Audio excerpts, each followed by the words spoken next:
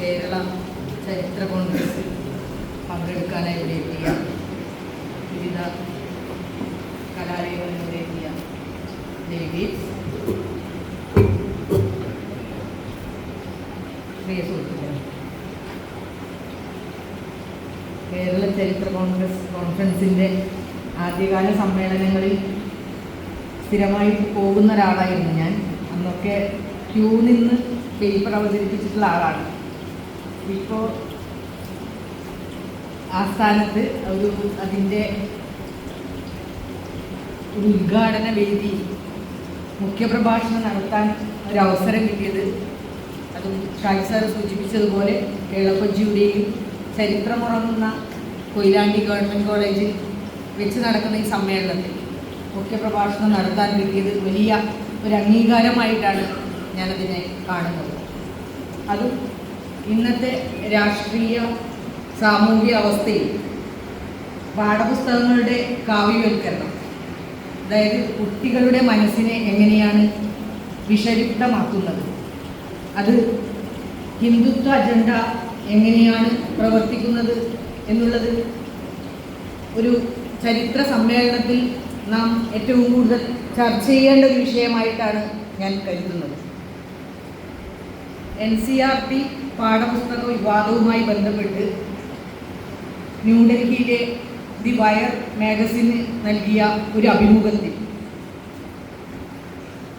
ഡൽഹി സർവകലാശാലയിലെ പ്രൊഫസറും NCERT 2008 medieval ഇന്ത്യയുടെ പാഠപുസ്തകം തയ്യാറാക്കിയതിൽ പ്രധാന പങ്കുവഹിച്ച പ്രൊഫസർ ഫറദ് ഹസൻ പറഞ്ഞ ഒരു വാചകത്തിലൂടെ ഞാൻ ഈ ഒരു സംഭാഷണം ആരംഭിക്കാമെന്ന് കരുതുന്നു. അദ്ദേഹം പറഞ്ഞത്, പാഠപുസ്തകങ്ങളുടെ പ്രധാനപ്പെട്ട ലക്ഷ്യമെന്ന് പറയുന്നത് സാമൂഹ്യവും സാംസ്കാരികവുമായ പ്രക്രിയകളെക്കുറിച്ച് യുവ മനസ്സുകളിൽ, പ്രത്യേകിച്ചും കുട്ടികളിൽ ഒരു ധാരണ സൃഷ്ടിക്കുക, നമ്മുടെ ഭൂതകാലത്തെ വീണ്ടെടുക്കുക, ഇന്ത്യയുടെ ബഹുസ്വരത, വ്യത്യസ്തതകളെ ഉൾക്കൊള്ളാനുള്ള കഴിവ്, വർഗീയതയ്ക്കെതിരെയുള്ള ഒരു ധാരണ സൃഷ്ടിക്കുക എന്നൊക്കെയാണ്. എന്നാൽ ഇന്നത്തെ ചരിത്രത്തിൽ എന്താണ് സംഭവിക്കുന്നതെന്ന് നോക്കുമ്പോൾ രണ്ട് ദ്വന്ദ്വങ്ങളാണ് ഇപ്പോൾ നമ്മുടെ ചരിത്ര പാഠപുസ്തകങ്ങളിൽ ഉള്ളതെന്ന് കാണാം. ഒന്ന് നായകനും പ്രതിനായകനും. അതായത് നിങ്ങളൊരു മുസ്ലിം ഭരണാധികാരിയാണെങ്കിൽ നിങ്ങൾ തീർച്ചയായിട്ടും ഒരു വില്ലനോ അല്ലെങ്കിൽ പ്രതിനായകനോ ആയിരിക്കും. മറിച്ച് അതൊരു ഹിന്ദു ഭരണാധികാരിയാണെങ്കിൽ നിങ്ങൾ നായകനായിരിക്കും. അതായത് ചരിത്രമെഴുത്ത് എന്ന് പറയുന്നത് നായകനും പ്രതിനായകൻ്റെയും ചരിത്രം മാത്രമായിട്ട് മാറിക്കൊണ്ടിരിക്കുന്നു. അതും മതത്തിൻ്റെ അടിസ്ഥാനത്തിലുള്ള ഒരു വിഭജനമാണ് ഇന്നത്തെ പാഠപുസ്തകങ്ങളിൽ കുട്ടികളിലേക്ക് സംക്രമിക്കുന്നത് എന്നുള്ളതാണ് ഏറ്റവും ദയനീയമായിട്ടുള്ള അവസ്ഥ. എന്തുകൊണ്ടാണ് ഇത്തരത്തിൽ ഹിന്ദുത്വ ശക്തികൾ ഈ ഒരു പാഠപുസ്തകങ്ങളെ ഒരു ഉപകരണമാക്കിയിട്ട് ഉപയോഗിക്കുന്നത്? അത് പറയുമ്പോൾ ആധുനിക ദേശീയതയുടെ ആരംഭകാലത്ത് തന്നെ വർഗീയത രൂപപ്പെട്ടിട്ടുണ്ട്.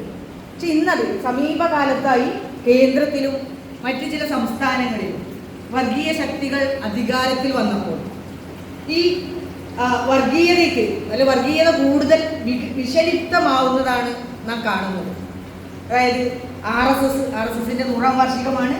RSS അതിൻ്റെ വർഗീയ അജണ്ട നടപ്പിലാക്കാനായി കുട്ടികളെ മാത്രമല്ല ഭരണകൂട ഉപകരണങ്ങളായ ബ്യൂറോക്രസി, നീതിന്യായ വ്യവസ്ഥ, വിദ്യാഭ്യാസ സ്ഥാപനങ്ങൾ എന്നിവയൊക്കെ അതിൻ്റെ ഉപകരണങ്ങളായിട്ട് ഉപയോഗിക്കുന്ന കാഴ്ച നമ്മൾ നിരന്തരം കണ്ടുകൊണ്ടിരിക്കുകയാണ്. അതായത് ഈ വർഗീയത അല്ലെങ്കിൽ വർഗീയ പ്രത്യയശാസ്ത്രത്തിലൂടെയാണ് വർഗീയ അജണ്ട നടപ്പിലാക്കേണ്ടത് എന്ന കൃത്യമായ തിരിച്ചറിവിലൂടെയാണ് RSS പ്രവർത്തിക്കുന്നത്. അതുകൊണ്ടാണ് ഇത്തരത്തിൽ ഇപ്പോൾ 2025 നിൽക്കുമ്പോൾ നമ്മുടെ പാഠപുസ്തകങ്ങളെ മുഴുവൻ നവീകരിക്കുന്നു എന്ന തരത്തിൽ മാറ്റിമറിക്കാൻ RSSന് സാധിച്ചിട്ടുള്ളത് ഇതിൻ്റെ അടിസ്ഥാനത്തിലാണ്. അവർക്കറിയാം ഇത് ഉറവുകളിലെ വിഷലിപ്തമാക്കലാണ്. എങ്കിൽ മാത്രമേ വർഗീയ ലഹളകളും വർഗീയ സംഘർഷങ്ങളും കൊണ്ട് അവർക്ക് ഇതിൽ പ്രധാനമായിട്ടുള്ളത് അതിൻ്റെ രാഷ്ട്രീയ ലക്ഷ്യമാണ്. ആ രാഷ്ട്രീയ ലക്ഷ്യം നേടാൻ വർഗീയതയെ കൂട്ടുപിടിക്കുന്നു. അതിന് പ്രധാന ഉപകരണമായിട്ട് കുട്ടികളിൽ, വിദ്യാർത്ഥികളിൽ അത് കുത്തിവെക്കാനുള്ള ശ്രമങ്ങൾ നടക്കുന്നു. ഇപ്പോൾ നോക്കുമ്പോൾ RSSന്റെ സ്കൂളുകൾ, വിദ്യാഭാരതി സ്കൂളുകൾ, സരസ്വതി ശിശുമന്ദിരം പോലുള്ള സ്കൂളുകൾ, ഇതൊക്കെ 10,000-കണക്കിന് സ്കൂളുകൾ ഇന്ത്യയുടെ വിവിധ ഭാഗങ്ങളിൽ സ്ഥാപിതമായിട്ടുണ്ട്. അവരുടെ ഈ ഒരു വർഗീയ പ്രത്യയശാസ്ത്രം പ്രചരിപ്പിക്കാനുള്ള പ്രധാനപ്പെട്ട കേന്ദ്രങ്ങളായിട്ട് ഈ വിദ്യാഭാരതി, സരസ്വതി ശിശുമന്ദിരങ്ങളാണ് പ്രവർത്തിക്കുന്നതെന്ന് കാണാൻ കഴിയും. ഇതിൽ ഇന്ത്യയിൽ അല്ലെങ്കിൽ ഇന്ത്യ ഹിന്ദുക്കളുടെ നാടാണ്. അത് മറ്റു മതസ്ഥരെല്ലാം വിദേശികളാണെന്നും അവരൊക്കെ ഇന്ത്യയെ ആക്രമികളാണെന്നുമുള്ള ഒരു ആഖ്യാനമാണ് ഇതിലൂടെ ചെയ്തുകൊണ്ടിരിക്കുന്നത്. ഇതിൽ RSSന്റെ സ്ഥാപകനായ ഗോൾവാൾക്കർ തന്നെ പറയുന്നുണ്ട്. ഗോൾവാൾക്കർ മുസ്ലിങ്ങളെ വിശേഷിപ്പിക്കുന്നത് ഹിസിംഗ് യൗവന സ്നേക്സ്, വിഷം ചീറ്റുന്ന യൗവന സർപ്പങ്ങൾ, യൗവന പാമ്പുകൾ എന്ന്. നിങ്ങൾ ആലോചിച്ചു, ഒരു കമ്മ്യൂണിറ്റിയെ സൂചിപ്പിക്കാൻ ഉപയോഗിക്കുന്ന വാക്കാണ് വിഷം ചീറ്റുന്ന യൗവന സർപ്പങ്ങൾ, യൗവന പാമ്പുകൾ എന്നാണ് ഗോൾവാൾക്കർ തന്നെ വിശേഷിപ്പിക്കുന്നത്. അപ്പൊ അത്തരത്തിലുള്ള വിഷമാണ് നമ്മുടെ പാഠപുസ്തകങ്ങളിലൂടെ കുട്ടികളിലേക്ക് വമിപ്പിക്കുന്നത് എന്നുള്ളതാണ് ഇതിലൂടെ കാണാൻ കഴിയുന്നത്. 1970 NCERT അതിൻ്റെ മഹാന്മാരായ ചരിത്രകാരൻ ബിപിൻ ചന്ദ്രയെ പോലുള്ള, സതീഷ് ചന്ദ്രയെ പോലുള്ള ചരിത്രകാരന്മാരെ ഉൾപ്പെടുത്തി ഈ പാഠപുസ്തകങ്ങളുടെ ഒരു മൂല്യനിർണ്ണയ സമിതി രൂപീകരിച്ചിരുന്നു. അതിൻ്റെ പ്രധാനപ്പെട്ട ലക്ഷ്യം എന്ന് പറയുന്നത് ഈ വിദ്യാഭാരതി അല്ലെങ്കിൽ RSSന്റെ മറ്റ് സ്കൂളുകളിലെ പാഠപുസ്തകങ്ങളെ കുറിച്ച് നിരീക്ഷിക്കാനും അതിനെ ഒന്ന് അവലോകനം ചെയ്യാനായിട്ടായിരുന്നു ഈ മൂല്യനിർണ്ണയ സമിതി രൂപീകരിച്ചത്. ആ സമിതി കണ്ടെത്തിയ കാര്യങ്ങൾ വളരെ ശരിക്കും നമ്മുടെ ഞെട്ടിപ്പിക്കുന്ന കാര്യങ്ങളായിരുന്നു. കാരണം ഈ വിദ്യാഭാരതി പോലുള്ള പബ്ലിക്കേഷനൊക്കെ പ്രസിദ്ധീകരിക്കുന്ന RSSന്റെ സ്കൂളുകളിൽ പഠിപ്പിക്കുന്ന പാഠപുസ്തകങ്ങൾ മിക്കത് നിരോധിക്കണം എന്നൊരു നിർദ്ദേശമാണ് ഈ മൂല്യനിർണ്ണയ സമിതി, ബിപിൻ ചന്ദ്രയും അർജുൻ ദേവ് മെമ്പർ സെക്രട്ടറി ആയിട്ടുള്ള ഈ സമിതി ശുപാർശ ചെയ്തത്. അപ്പോൾ അതിലെ ഒന്ന് രണ്ട് ഉദാഹരണങ്ങൾ ഞാൻ പറയാം. ഈ വിദ്യാഭാരതി പബ്ലിക്കേഷനിലെ 4ാം ക്ലാസ്സിലൊരു പാഠപുസ്തകം, ഇത് രാജസ്ഥാനിൽ പഠിപ്പിക്കുന്ന ഒരു പാഠപുസ്തകമാണ്. ഈ 4ാം ക്ലാസ്സിലൊരു പാഠപുസ്തകത്തിൽ ഒരു അധ്യായം അശോകന്റെ കീഴിലെ ഭരണം എന്നാണ്. അപ്പോൾ ഈ അശോകന്റെ കീഴിലെ ഭരണത്തിനെ കുറിച്ച് പറയുന്നത് അഹിംസ പ്രചരിച്ചതോടുകൂടിയിട്ട്, ഈ രാജാവ് ബുദ്ധമതം സ്വീകരിച്ചു, അഹിംസ പ്രചരിച്ചതോടുകൂടിയിട്ട് ബലി അങ്ങനെ യാഗങ്ങൾ ഒന്നും ഇല്ലാതായി. അപ്പൊ നാട് തന്നെ ഒന്നുമില്ലാതെ, അതായത് സൈനികരുടെ വീര്യമില്ലാണ്ടായി. അതായത് ഉത്തരേന്ത്യ മുഴുവൻ ഈ അഹിംസ കൊണ്ട് ക്ഷയിച്ചു പോയി എന്നാണ് ഈ പാഠപുസ്തകത്തിൽ പറയുന്നത്. അതായത് അഹിംസ എന്തോ ഒരു പോയി. അതുകൊണ്ടാണ് അവർ ഗാന്ധി ഇത്രമാത്രം എതിർക്കുന്നത്. RSS ഗാന്ധി എതിർക്കാനുള്ള പ്രധാനപ്പെട്ട കാരണം തന്നെ ഈ ഒരു അഹിംസാ സിദ്ധാന്തം കൊണ്ടാണ്. അപ്പൊ അശോകന്റെ അഹിംസയ്ക്ക് കീഴിൽ അല്ലെ ഭരണത്തിന്റെ കീഴിൽ ഈ രാജ്യം തന്നെ, മൗര്യ സാമ്രാജ്യം തന്നെ അല്ലെങ്കിൽ ഇന്ത്യ മുഴുവൻ നശിച്ചു പോയത് അഹിംസ കാരണം എന്നാണ് പറയുന്നത്. മറ്റൊരു ഭാഗത്ത് ഈ 4ാം ക്ലാസ്സിലെ കുട്ടികളെ പഠിപ്പിക്കുന്ന പാഠപുസ്തകമാണ് ഈ പറയുന്നത്. മറ്റൊരു ഭാഗത്ത് പറയുന്ന ഒരു കാര്യം പറയുന്നത് ഇസ്ലാമിനെ കുറിച്ചിട്ടാണ്. ഇസ്ലാമിനെ കുറിച്ച് പറയുന്നത് അവർ ഒരു കയ്യിൽ വാളും കൊണ്ടാണ് വരുന്നത്. ആലോചിച്ചു കുട്ടികളെ എങ്ങനെ സ്വാധീനിക്കുന്നത്. അവർ ഒരു കയ്യിൽ വാളും കൊണ്ട് വന്നു, എന്നിട്ട് അവർ 4 ദിക്കിലേക്കും കൊടുങ്കാറ്റ് പോലെ പോയി. വാളും കൊണ്ട് വന്നിട്ട് 4 ദിക്കിലേക്കും കൊടുങ്കാറ്റ് പോലെ പോയി. അവർ അവിടെയുള്ള സർവകലാശാലകൾ, ലൈബ്രറികൾ, പ്രാർത്ഥനാ മന്ദിരങ്ങൾ എല്ലാം തകർക്കുകയാണ്. അതായത് അവരെവിടെയൊക്കെ ചെല്ലുന്നോ അവിടെയൊക്കെ മുസ്ലിങ്ങൾ അവർ തകർക്കുകയാണ്. ഇവിടെയുള്ള സംസ്കാരത്തെ, ഇവിടുത്തെ ക്ഷേത്രങ്ങളെ ഒക്കെ മുസ്ലിങ്ങൾ അങ്ങനെ തകർത്തു എന്നാണ് ഈ ഒരു 4ാം ക്ലാസ്സിലെ കുട്ടികളെ ഇവർ പഠിപ്പിക്കുന്നത്. മറ്റൊരു ഭാഗത്ത് പറയുന്നത് നമ്മുടെ കുത്തബ്ദീൻ ഐബക്ക് സ്ഥാപിച്ച കുത്തബ് മിനാറിനെ കുറിച്ച് നമുക്കറിയാം. ഇതിൽ പറയുന്നത് ഈ കുത്തബ് മിനാറിനെ കുറിച്ച് നിങ്ങളെല്ലാവരും കേട്ടിട്ടുണ്ടാവും. പക്ഷെ കുത്തബ് മിനാർ സ്ഥാപിച്ചത് കുത്തബ്ദീൻ ഐബക്കൊന്നുമല്ല. അദ്ദേഹത്തിന്റെ പേരിലാണ് അത് അറിയപ്പെടുന്നത്. പക്ഷെ അത് സ്ഥാപിച്ച, അതിന്റെ ശരിക്കുള്ള പേര് വിഷ്ണു സ്തംഭം എന്നാണ്. അത് സ്ഥാപിച്ചത് സമുദ്രഗുപ്ത ചക്രവർത്തിയാണ്. നമ്മളൊക്കെ സമുദ്രഗുപ്തൻ എന്ന് മാത്രമേ പറയാറുള്ളൂ. പാഠപുസ്തകത്തിൽ വളരെ കൃത്യമായിട്ട് വരുന്ന സമുദ്രഗുപ്ത ചക്രവർത്തിയാണ് അത് സ്ഥാപിച്ചത്. അത് ഇദ്ദേഹത്തിന്റെ പേരിൽ അറിയപ്പെടുന്നതിന് കാരണം അദ്ദേഹം അതിന്റെ ചില ഭാഗങ്ങൾ പൊളിച്ചു മാറ്റി. അതായത് മുസ്ലിങ്ങളെല്ലാം പൊളിക്കുന്ന ആളുകളാണല്ലോ, അതുകൊണ്ട് അവരത് ഈ കുത്തബ് മിനാറിന്റെ ചില ഭാഗങ്ങൾ പൊളിച്ചു മാറ്റിയിട്ട് അദ്ദേഹത്തിന്റെ പേര് കൊടുത്തു. അതുകൊണ്ടാണ് അത് കുത്തബ് മിനാർ എന്ന പേരിൽ അറിയപ്പെടുന്നത്. അങ്ങനെ വളരെ വികലമായ ചരിത്രമാണ് ഈ പാഠപുസ്തകങ്ങളിലൂടെ ഇങ്ങനെ എന്താ പറയുന്നത് നിർഗമിച്ചു കൊണ്ടിരിക്കുന്നത് എന്നുള്ളതാണ് നമ്മൾ മനസ്സിലാക്കേണ്ടത്. വിദ്യാഭാരതിയുടെ മറ്റൊരു 5ാം ക്ലാസ്സിലെ പാഠപുസ്തകം എടുക്കുകയാണെങ്കിൽ ഇതിൽ പറയുന്നത് ചില പ്രത്യേക സന്ദർഭങ്ങളിൽ ചില രാജ്യം ചില പ്രതിസന്ധികൾ നേരിടുമ്പോൾ ചില ദിവ്യശക്തികൾ ഉയർന്നു വരാറുണ്ട്. 5ാം ക്ലാസ്സിൽ കുട്ടികളെ പഠിപ്പിക്കുന്നതാണ്. ചില ദിവ്യശക്തികൾ ഉയർന്നു വരും. ആ ദിവ്യശക്തി അതിന് ഉദാഹരണമായിട്ട് പറയുന്നത് ഭഗവാൻ രാമനും ഭഗവാൻ കൃഷ്ണനും ഒക്കെയാണ്. അതുപോലെ ഇന്നത്തെ ഇന്ത്യ വളരെ ദയനീയാവസ്ഥയിലൂടെയാണ് മുന്നോട്ട് പോകുന്നത്. ആ ദയനീയാവസ്ഥയെ മറികടക്കാൻ വേണ്ടി ഉയർന്നു വന്നിട്ടുള്ള ഒരു ദിവ്യ ശക്തിയാണ് രാഷ്ട്രീയ സ്വയം സേവക സംഘം. അതാണ് കുട്ടികളെ പഠിപ്പിക്കുന്നത്. രാഷ്ട്രീയ സ്വയം സേവക സംഘത്തെ കുറിച്ച് 7ാം ക്ലാസ്സിലെ പാഠപുസ്തകത്തിൽ പറയുന്നുണ്ട്. അതിനെക്കുറിച്ച് പറയുന്നത് ആര്യ സമാജം, ബ്രഹ്മസമാജം, രാമകൃഷ്ണ മിഷൻ പോലുള്ള സാമൂഹ്യ പരിഷ്കരണ പ്രസ്ഥാനങ്ങൾക്ക് കൂടെ ഒന്നിച്ചുള്ള മറ്റൊരു സാമൂഹ്യ പരിഷ്കരണ പ്രസ്ഥാനമാണ് RSS. എന്നിട്ട് RSSന്റെ സ്ഥാപകനെ കുറിച്ചുള്ള ഗോൾവാൾക്കറെ കുറിച്ച് വളരെ വിശദമായിട്ട് അതിൽ പറയുന്നു. പിന്നെ മറ്റു നേതാക്കന്മാരെ കുറിച്ച് പറയുന്നു. അപ്പോൾ ഇന്ത്യ ഒരു പ്രതിസന്ധി നേരിടുമ്പോൾ അതിനെ മറികടക്കാനുള്ള ഏറ്റവും വലിയ സാമൂഹ്യ പരിഷ്കരണ പ്രസ്ഥാനമാണ് ഗോൾവാൾക്കർ സ്ഥാപിച്ച RSS എന്നാണ് ഈ പാഠപുസ്തകങ്ങളിലൂടെ കുട്ടികളെ നിരന്തരമായി പഠിപ്പിച്ചു കൊണ്ടിരിക്കുന്നത്. അങ്ങനെ വളരെ വികലമായ ഒരു ചരിത്രം ഈ പാഠപുസ്തകങ്ങളിലൂടെ ഇത് അതായത് ഹിന്ദു മതം ഒഴിച്ചുള്ള മറ്റെല്ലാ മതങ്ങളും അവരൊക്കെ വിദേശികളാണ്, അവരൊക്കെ ആക്രമണകാരികളാണ്.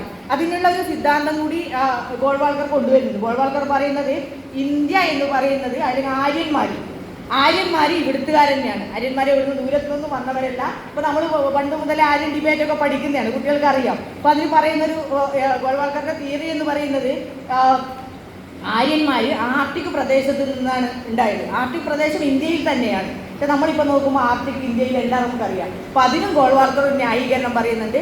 ആർട്ടിക് റീജിയൻ പ്രദേശം പിന്നീട് ഇന്ത്യയിൽ നിന്ന് കുറച്ച് തെന്നി മാറിപ്പോയതാണ്. പ്രദേശം തന്നെ തെന്നി മാറി, നമ്മൾ ഒറിജിനൽ ഇൻഹാബിറ്റൻസ് ഇവിടെ തന്നെയുണ്ട്. അപ്പോൾ ഇന്ത്യയിൽ ഹിന്ദുക്കളാണ് ഇവിടുത്തെ ആദിമവാസികൾ. അപ്പം അങ്ങനെയുള്ള ആര്യൻ ഡിബേറ്റിനൊന്നും യാതൊരു പ്രസക്തിയും ഇല്ല എന്നുള്ള സിദ്ധാന്തങ്ങളൊക്കെ ഇങ്ങനെ ഇതിലിങ്ങനെ ഇതൊക്കെ ചെറിയ ചെറിയ ക്ലാസ്സുകളിലാണ് കുട്ടികളെ പഠിപ്പിക്കുന്നത് എന്നുള്ളതാണ് എനിക്ക് ഈ സമയത്ത് ഓർമ്മ വരുന്നത്. 1970-കളിൽ എൻ്റെ കുട്ടിക്കാലത്ത് ഒരുപാട് അമർ ചിത്ര കഥകളൊക്കെ വളരെ വ്യാപിച്ചിരുന്നു. ഈ റാണാ പ്രതാപിനെ കുറിച്ചിട്ടുള്ളൊക്കെ ഒരുപാട് അമർചിത്ര കഥകളുണ്ടായിരുന്നു. ഈ അമ്പിളി അമ്മാവൻ പോലുള്ള പുസ്തകങ്ങളിലൊക്കെ ഇതിലൊക്കെ ഉണ്ടാക്കുന്നത് ഈ റാണാ പ്രതാപ് അങ്ങനെയുള്ള ഈ രജപുത്ര രാജാക്കന്മാരെ കുറിച്ചുള്ള വലിയ ആഖ്യാനങ്ങൾ, അവർ വീരപുരുഷന്മാരാക്കിക്കൊണ്ടുള്ള ആഖ്യാനങ്ങളുണ്ട്. ഈ ആഖ്യാനങ്ങളാണ് കുട്ടികളുടെ മനസ്സിലേക്ക് എത്തുന്നത്. അതായത് അർജുനനെ കുറിച്ച്, അത് പുരാണ കഥാപാത്രങ്ങളെ കുറിച്ചിട്ടുള്ളൊക്കെ ഇങ്ങനെ വീരേതിഹാസങ്ങൾ അമർചിത്ര കഥകളിലൂടെ കുട്ടികളിലേക്ക് എത്തിച്ചിരുന്നു. അത് വേറൊരു വഴിയായിരുന്നു, വേറൊരു ഉപകരണമായിരുന്നു അതൊക്കെ. അപ്പോൾ ഞാൻ പറഞ്ഞു വരുന്നത് ഈ ഇങ്ങനെയുള്ള വിദ്യാഭാരതിയുടെയും സരസ്വതി ശിശുമന്ദിരം പ്രകാശത്തിൻ്റെ പാഠപുസ്തകങ്ങളിലൂടെ ഇങ്ങനെ ഒരു ഏറ്റവും താഴെത്തട്ടിലുള്ള ഏറ്റവും ചെറിയ ക്ലാസ്സുകളിൽ പോലും ഇങ്ങനെയുള്ള വിഷലിപ്തമാക്കുന്ന കാര്യങ്ങളാണ് പഠിപ്പിച്ചുകൊണ്ടിരിക്കുന്നത്. ഇതിൻ്റെ നിരവധിയായ ഉദാഹരണങ്ങളുണ്ട്. അതിൽ ഞാനൊരു വളരെ രസകരമായിട്ടുള്ള ഉദാഹരണം പറയുകയാണെങ്കിൽ, ഇത് 6ാം ക്ലാസ്സിലൊരു പാഠപുസ്തകത്തിലെയാണ്. ഈ 6ാം ക്ലാസ്സിലെ പാഠപുസ്തകത്തിൽ പറയുന്നത് ശ്രീരാമ ജന്മഭൂമി എന്നുള്ളൊരു ഭാഗമാണ്. അപ്പോൾ അതിൽ ആദ്യത്തെ ചോദ്യം തന്നെ, അത് ചോദ്യോത്തരങ്ങളായിട്ടാണ് ആ ഭാഗം കൊടുത്തിട്ടുള്ളത്. അതിലെ ആദ്യത്തെ ചോദ്യം തന്നെ ശ്രീരാമ ജന്മഭൂമിയിൽ ശ്രീരാമ ക്ഷേത്രം നിർമ്മിച്ചതാരാണ്? ആദ്യത്തെ ചോദ്യമാണ്, കുട്ടികളെ 6ാം ക്ലാസ്സിൽ പഠിപ്പിക്കുന്നതാണ്. ഉത്തരം ശ്രീരാമൻ്റെ മകനായ മഹാരാജ കുശനാണ് സ്ഥാപിച്ചത്. അപ്പോൾ ഇപ്പോഴത്തെ ശ്രീരാമക്ഷേത്രം ആരാണ് നിർമ്മിച്ചത്? അതും ക്രെഡിറ്റ് പോയിരിക്കുന്നത് ചന്ദ്രഗുപ്ത വിക്രമാദിത്യനാണ്. അങ്ങനെ എല്ലാം ഒരു ഇതിൽ നോക്കിയാൽ പിന്നെ അതിൻ്റെ വളരെ രസകരമായിട്ടുള്ള ഒരുപാട് ചോദ്യങ്ങളുണ്ട്. 1528 ഈ ക്ഷേത്രം തകർത്ത മുസ്ലിം ആരാണ്? അങ്ങനെയാണ് ചോദ്യം. ക്ഷേത്രം തകർത്ത മുസ്ലിമായ ആക്രമണകാരി ആരാണ്? ബാബറാണ്. അതിന് മുന്നേ അവർ എത്ര പ്രാവശ്യം ഇവർ ഈ ക്ഷേത്രം ആക്രമിച്ച് തകർത്തിട്ടുണ്ട് എന്നുള്ള ചോദ്യങ്ങളൊക്കെ ഉണ്ട്. 77 തവണ. അപ്പം അതിൽ ഒരു ഇത് ചോദിക്കുന്നത്, ഈ ശ്രീരാമസേനയുടെ കർസേവകർ അവിടെ ഈ ശ്രീരാമക്ഷേത്രം നിർമ്മിക്കാനുള്ള പ്രവർത്തനം ആരംഭിച്ച തീയതി എന്താണ്? അത് പറയുന്നത് 1990 ഒക്ടോബർ 30-നാണ്. അങ്ങനെ വളരെ വികലമായിട്ടുള്ള അബദ്ധജടിലമായിട്ടുള്ള ചരിത്രമാണ് കുട്ടികളുടെ മനസ്സിലേക്ക്. ഇതിൽ ഈ ചരിത്രം ഏതാണ്, മിത്ത് ഏതാണ് എന്നുള്ള ഒരു വ്യത്യാസമില്ലാതെ, അതിൻ്റെ വേർതിരിവില്ലാതെയാണ് ഇതിലൂടെ ചരിത്രം പറയുന്നത് എന്നുള്ളതാണ്. അങ്ങനെ അതിനേക്കാളും വളരെ പറഞ്ഞു പോവുകയാണെങ്കിൽ 2 ദിവസം പറയേണ്ടി വരും. അത്രമാത്രം പാഠപുസ്തകങ്ങളിൽ വളരെ വിശദമായിട്ട് പറയുന്നുണ്ട്. വേറൊരു ഭാഗത്ത് പറയുന്നത് ഈ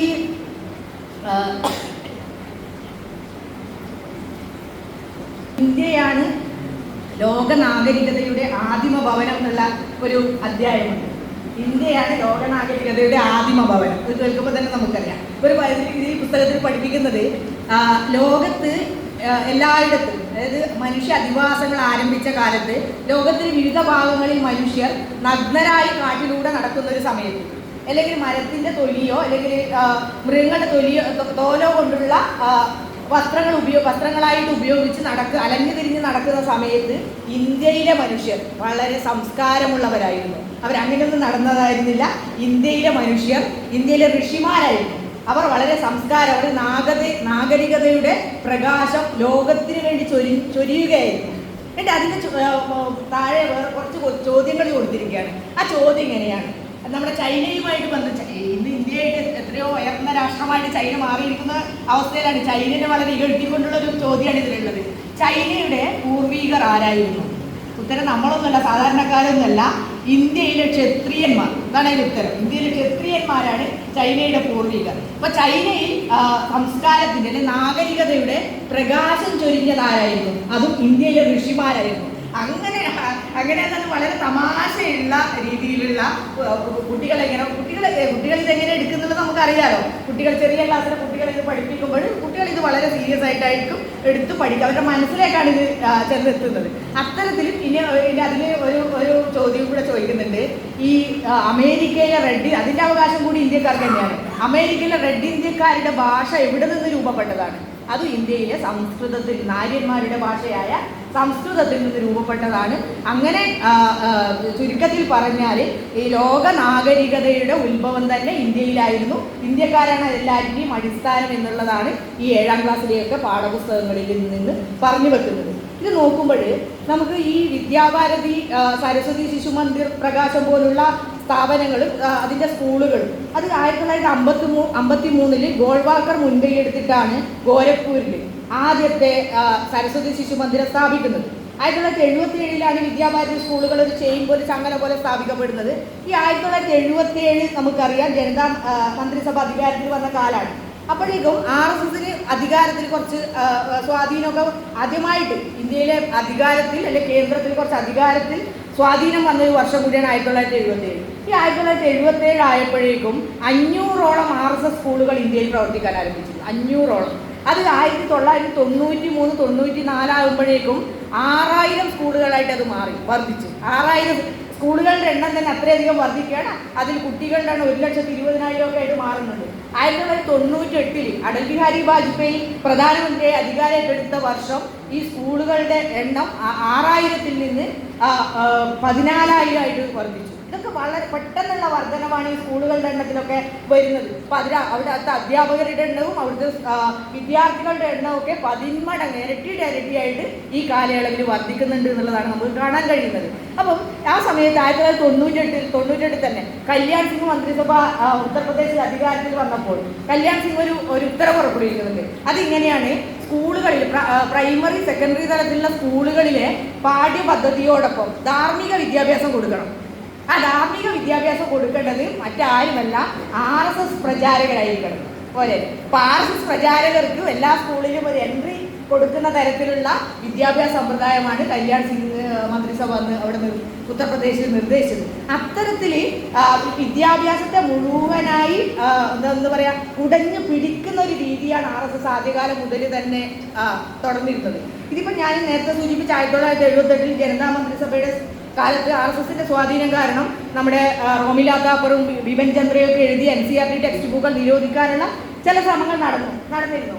പക്ഷേ എന്നാൽ ആ സമയത്ത് വലിയ തോതിലുള്ള പ്രതിഷേധം ഉയർന്നതിനെ തുടർന്ന് അതിൽ നിന്ന് അവർ പിൻവാങ്ങുകയാണ് ചെയ്തത്. പക്ഷെ പിന്നീട് അടൽ ബിഹാരി വാജ്പേയിയുടെ നേതൃത്വത്തിലുള്ള മന്ത്രിസഭ 98 അധികാരത്തിൽ വന്ന സമയത്ത് അവർ ചെയ്തൊരു പ്രധാനപ്പെട്ട കാര്യം, ഈ ഏതെങ്കിലും പാഠപുസ്തകങ്ങൾ മാറ്റാൻ ശ്രമിക്കുന്നതിനേക്കാൾ നല്ലത് അതിൻ്റെ അക്കാദമിക തലത്തിൽ അതിൻ്റെ ഏറ്റവും പ്രധാനപ്പെട്ട താക്കോൽ സ്ഥാനങ്ങളിൽ തന്നെ RSS പ്രത്യയശാസ്ത്രവുമായി ബന്ധപ്പെട്ട ആളുകളെ നിയമിക്കുകയാണ് നല്ലത് എന്ന തിരിച്ചറിവിൽ ICCRന്റെയും ICSRന്റെയും ICHRന്റെയും NCERTയുടെ ഒക്കെ ചെയർപേഴ്സണായും മെമ്പർമാരായും ഒക്കെ RSSന്റെ പ്രത്യയശാസ്ത്രവുമായി ബന്ധമുള്ള ആളുകളെ നിയമിച്ചു.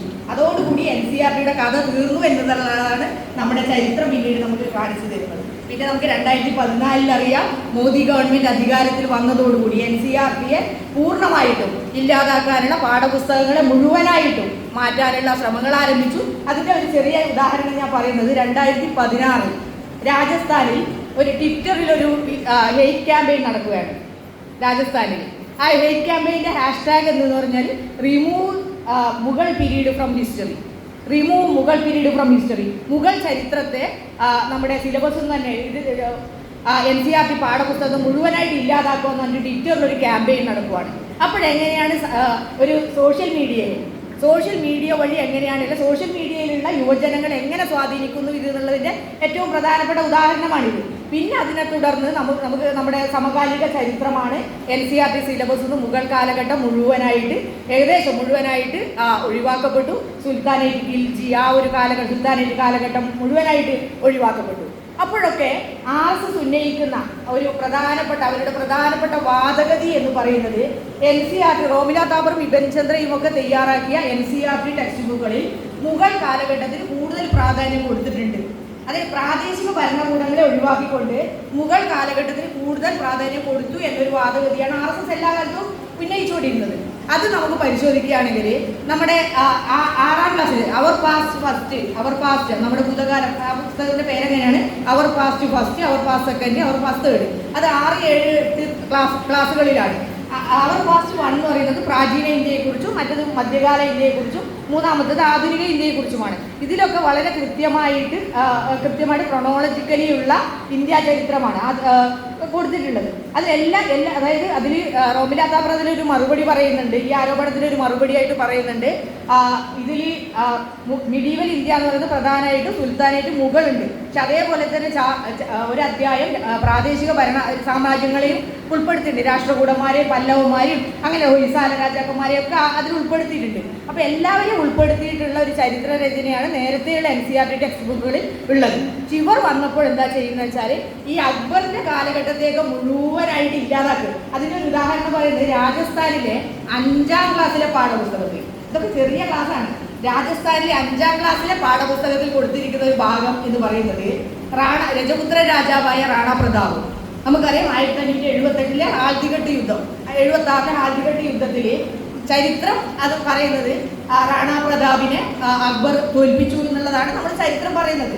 ജദുനാഥ് സർക്കാരിന്റെ പുസ്തകത്തിലൊക്കെ മിലിറ്ററി ഹിസ്റ്ററി ഓഫ് ഇന്ത്യയിലൊക്കെ അത് വളരെ വിശദമായിട്ട് പറയുന്നുണ്ട്. പക്ഷെ അതിനെ തിരസ്കരിച്ചുകൊണ്ട് ഇതിൽ കൊടുത്തിരിക്കുന്ന ഒരു ആഖ്യാനം എന്ന് പറയുന്നത് റാണ പ്രതാപ് ആദ്യം ഹാൽദിഘട്ട് യുദ്ധത്തിൽ തോറ്റു, പിന്നീട് അദ്ദേഹം തിരിച്ചുപോയി അക്ബറിനെയും മുഗൾ സൈന്യത്തെ പരാജയപ്പെടുത്തി വിജയശ്രീലാളിതനായി തിരിച്ചു വന്നു. അപ്പോൾ ഇത് വായിക്കുന്ന 5ാം ക്ലാസ്സിലെ കുട്ടികൾ റാണ പ്രതാപിനെ എങ്ങനെയാണ് കാണും അല്ലേ? ഇതാണ് നമ്മുടെ അതിലൊക്കെ പറയുന്നത്. ഞാൻ അതിലേക്ക് പോകുന്നില്ല. അപ്പോൾ അത്തരത്തിൽ അതായത് ഇല്ലാത്ത ഒന്നിനെ അല്ലെങ്കിൽ ഒരു ചരിത്രത്തിന്റെ ഫാൾസിഫിക്കേഷൻ വളരെ കൃത്യമായിട്ട് നടക്കുന്നതാണ്.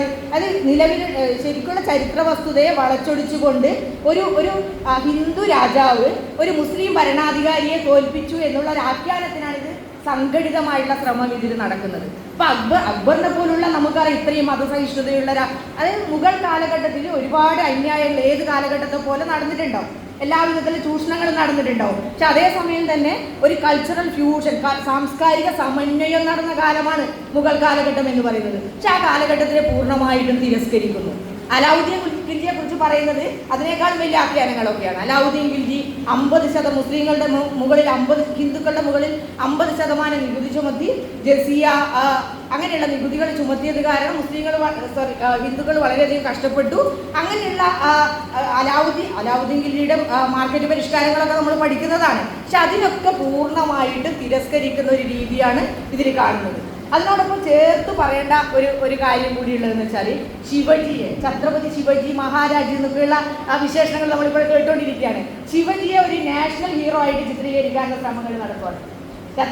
ശിവജിനെ കുറിച്ച് പറയുന്നത് ജദുനാഥ് സർക്കാരിന് അദ്ദേഹത്തിന്റെ പുസ്തകത്തിൽ പറയുന്നത് ശിവജി ഒരു മുസ്ലിങ്ങൾക്കെതിരെ പടപൊരുതി വിജയിച്ച ഒരു ഹിന്ദു രാജാവായിട്ടാണ് അദ്ദേഹത്തിന് ഒരു ഹിന്ദു നാഷണലിസ്റ്റ്, ഒരു പ്രോട്ടോ നാഷണലിസ്റ്റ് ഒക്കെ ആയിട്ടാണ് ശിവജി അടയാളപ്പെടുത്തുന്നത്. പക്ഷെ അതിനെക്കുറിച്ച് പിന്നീട് വന്ന പഠനങ്ങളിലൊക്കെ പറയുന്നത് ഇദ്ദേഹം ശിവജി ഒരു പ്രാദേശിക ഭരണാധികാരിയാണ്. അതായത് മുഗളന്മാരെ പോലുള്ള ഒരു കേന്ദ്രീകൃത ഭരണ സമ്പ്രദായമൊന്നും ഇല്ലാതെ ഒരു പ്രാദേശികമായിട്ടുള്ള ഒരു ശക്തനായിട്ടുള്ള അധികാരം സ്ഥാപിക്കണം എന്ന ഉറച്ച ആഗ്രഹത്തോടുകൂടി പ്രവർത്തിച്ചിരുന്ന ഒരു പ്രാദേശിക ഭരണാധികാരിയായിരുന്നു ശിവജി എന്ന് നമുക്കറിയാം. അതാണ് ചരിത്രം പറയുന്ന ചരിത്ര വസ്തുത എന്ന് പറയുന്നത്.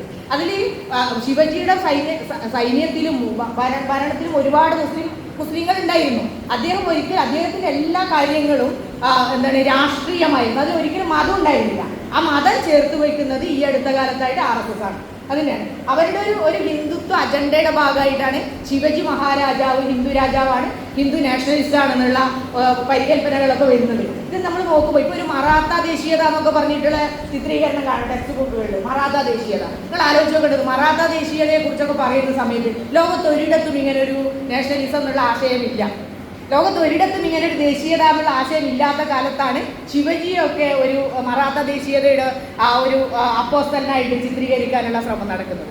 അത്തരത്തിൽ അതിനേക്കാളും നമ്മുടെ അടുത്തുള്ള പറയുകയാണെങ്കിൽ മൈസൂർ ടിപ്പുവിൻ്റെയും ഹൈദരലിയെയും പാഠപുസ്തകങ്ങളിലൊന്നും ടിപ്പുവിനെയും ഹൈദരലിയും പൂർണ്ണമായി തമസ്കരിച്ച് അവരെവിടെയില്ല. ആംഗ്ലോ മൈസൂർ വാറൊന്നും ചരിത്രത്തിലേ ഇല്ല. അങ്ങനെ യുദ്ധം നടന്നതായിട്ട് തെളിവില്ലാതെ പോലെ.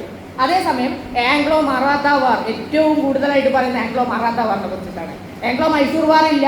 അതായത് ടിപ്പുവും ഹൈദരലിയും ചരിത്രത്തിൽ വേണ്ട, അവരെ കുറിച്ച് അതിനെ ആരും പഠിക്കണ്ട. അങ്ങനെ ഇത് ഉദാഹരണങ്ങൾ അങ്ങനെ കൂടുതൽ എത്രയോ ഉദാഹരണങ്ങൾ ഇങ്ങനെ പറയാനാണെങ്കിലുണ്ട്. അപ്പോൾ ഇതിൽ പറയുന്ന ഞാനൊരു സയൻസിൻ്റെ ഒരു ഉദാഹരണം പറയാം. അതായത് ഇതൊക്കെ നമ്മുടെ ഹിസ്റ്ററിയിൽ വെച്ചിട്ടുള്ളതാണ്. സയൻസിൽ രണ്ടിലിരിക്കുന്നതിന് സയൻസ് അവിടെയുള്ള 6ാം ക്ലാസ്സിലെ 8ാം ക്ലാസ്സിലെ രാജസ്ഥാനിൽ 8ാം ക്ലാസ്സിലെ പാഠപുസ്തകത്തിൽ ഡാർവിൻ്റെ പരിണാമ സിദ്ധാന്തം പൂർണ്ണമായിട്ട് ഒഴിവാക്കി.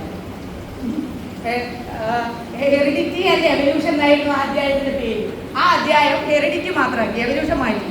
എന്നിട്ട് പറയുന്നത് ഡാർവിൻ്റെ പരിണാമ സിദ്ധാന്ത പ്രകാരമൊന്നുമല്ല മനുഷ്യ പരിണാമം ഉണ്ടായത്, അത് ഇന്ത്യയിലെ ഋഷിമാരിൽ നിന്നാണ്. അതിന് അവരൊരു സിദ്ധാന്തം RSS ഒരു സിദ്ധാന്തം കൂടെ അതിനു വേണ്ടി കൊണ്ടുവരുന്നുണ്ട്, ഇൻകാർണേഷൻ സിദ്ധാന്തം.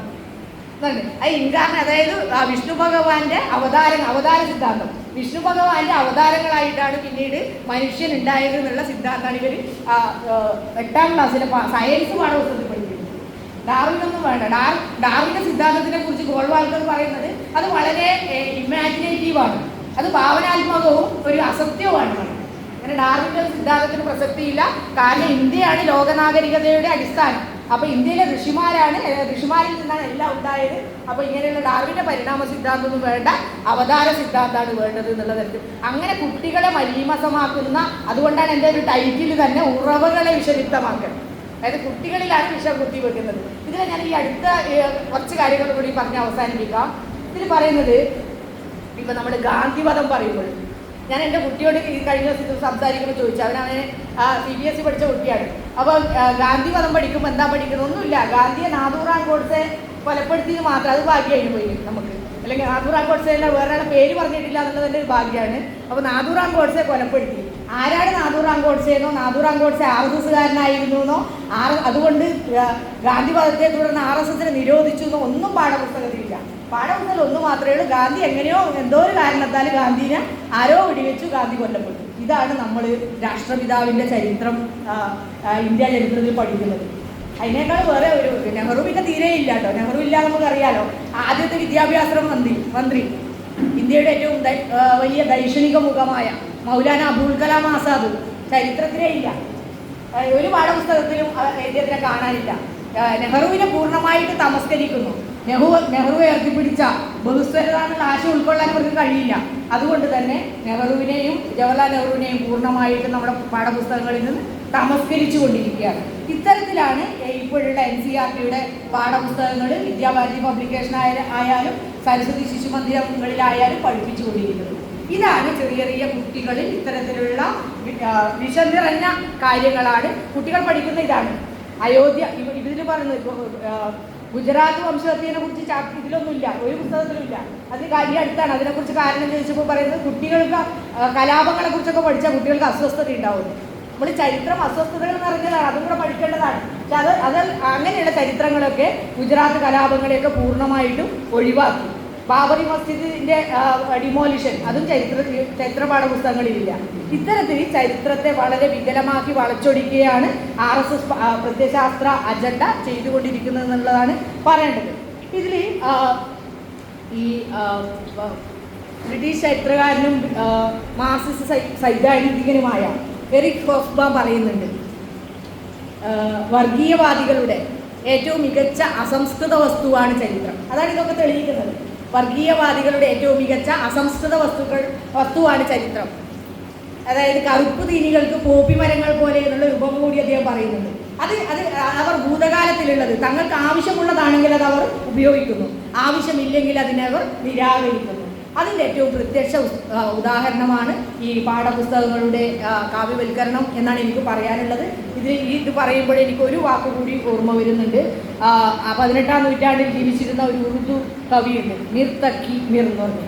അദ്ദേഹം പാടുന്നുണ്ട്, ഈ അജ്ഞാതമായ രാജ്യത്ത്, അല്ലെങ്കിൽ എനിക്ക് സ്വാതന്ത്ര്യമില്ലാത്ത ഈ രാജ്യത്ത് ഞാൻ എങ്ങനെയാണ് എൻ്റെ കഥകൾ പറയുക? എനിക്ക് സ്വാതന്ത്ര്യമില്ലാത്ത ഈ രാജ്യത്ത് ഞാൻ എങ്ങനെയാണ് എൻ്റെ കഥകൾ പറയേണ്ടത്?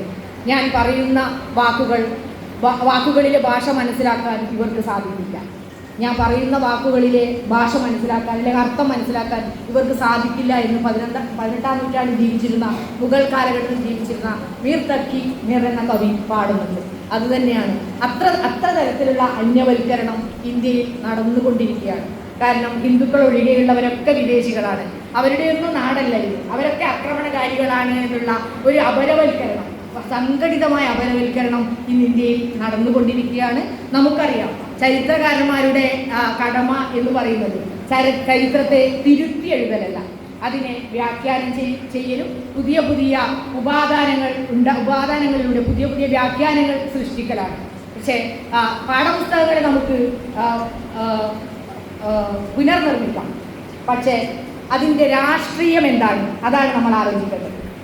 പാഠപുസ്തകങ്ങളെ പുനർനിർമ്മിക്കുമ്പോൾ അതാരാണ് ചെയ്യുന്നത്, അതിൻ്റെ രാഷ്ട്രീയം എന്താണ്, ആ രണ്ട് കാര്യങ്ങളാണ് നമ്മൾ ആലോചിക്കേണ്ടത്. ഇത്തരം ചരിത്ര കോൺഫറൻസുകളിലൂടെ അങ്ങനെയുള്ള ചിന്തകളും അങ്ങനെയുള്ള സംവാദങ്ങളും ഉണ്ടാകട്ടെ എന്ന് ആശംസിച്ചുകൊണ്ട് നിർത്തുന്നു.